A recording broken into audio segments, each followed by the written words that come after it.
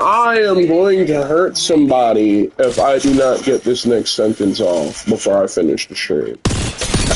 Oh, goodness. As I was saying, then, like I was trying to say before. Thank you. You're welcome. Like I was trying to say before. Let me continue now. Like I was saying, if I want to reap the fruit of the blessing God will give me, I have to treat myself better. Not physically, not emotionally or spiritually, but mentally. The things I put in my head, out of my mouth, have to improve.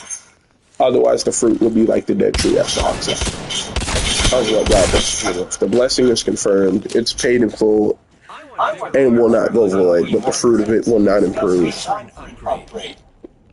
until I speak life into myself. Because the life I speak into others needs to be reciprocated to myself, or that will not be. Which is why I took 57 hours away from pretty much everything that wasn't godly in general. It wasn't just non-sinful things. I took 57 hours away from leisure time in general. There was no video games. There was no focus on movie songs. There was no focus on content. There was absolutely no focus. It was time between me and God. It was focus on what can I do to purify myself through getting closer to Jesus. To focus on anything that I have been doing, because my agenda, when God tells it to stop, stops. And fun fact, God will give me an instruction of when I'm allowed to stop focusing on Him and Him alone.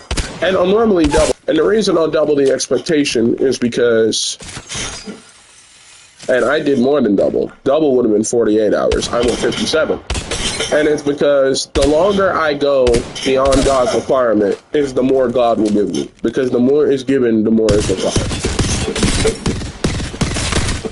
And God doesn't really give rules that He doesn't follow Himself. He tells us don't lie. When does God lie? He tells us to avoid sin. God doesn't sin at all. So I don't think God normally gives rules that He doesn't follow. And if He does, it's normally because the rule is towards reference to Him or something that He gave that we cannot give.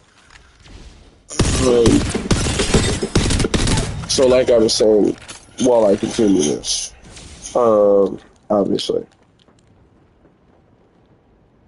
you know, as I'm saying. Whew. Okay.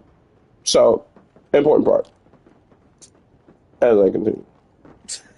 But I digress. After this 57 hours, the sign came. My nose bled. And I heard something in my head. And this is going to sound extremely bad for you guys, so let me just clarify it.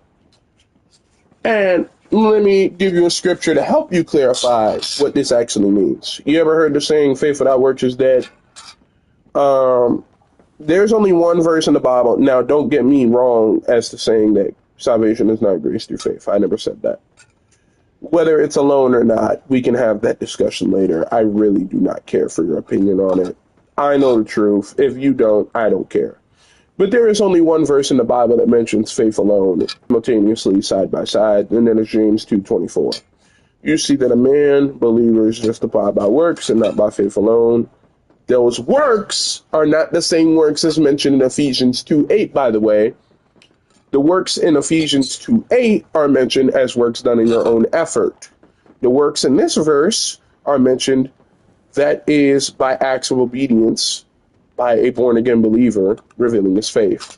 The acts of obedience are works of the laws of Christ, the commandments of Christ, meaning it is the effort of Christ who made the law, Christ, meaning that these